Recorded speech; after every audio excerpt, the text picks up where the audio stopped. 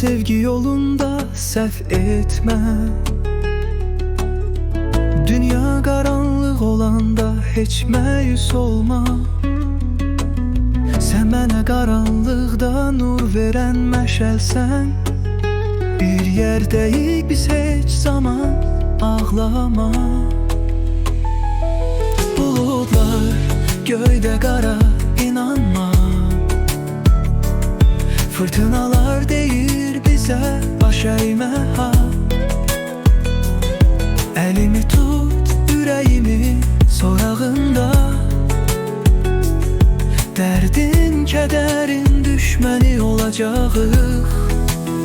Nə yaxşı ki biz həmişə bir yerdəyik. Həyatın sınağına gücümüz çatacaq. Sən və mən sevginin qalasıyıq. Hər qış gecəsində bahar tapılacaq.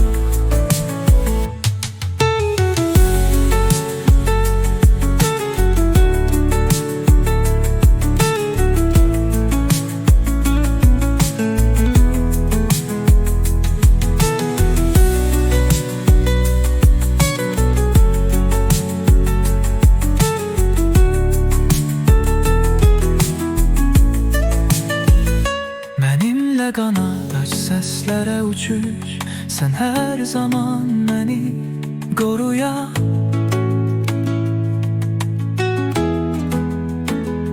Ürəyimdə sevgi, çayı dinclik. Yanında heç zaman qorxu yox olacaq.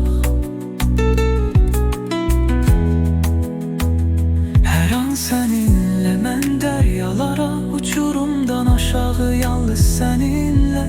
Sonsuz yolların açar mənəm, inan sevgilə. Hər şey mümkün.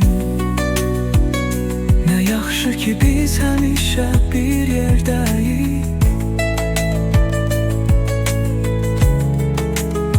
Həyatın sınağına gücümüz çatacaq.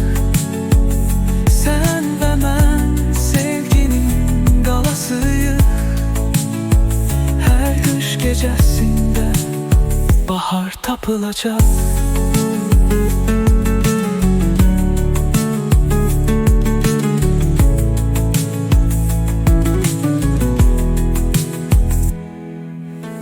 Mənimlə qanad aç, səslərə uçuş. Sən hər zaman məni qoruya.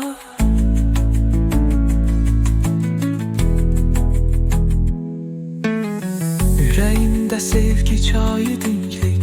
Yanında heç zaman qorxu yox olacaq.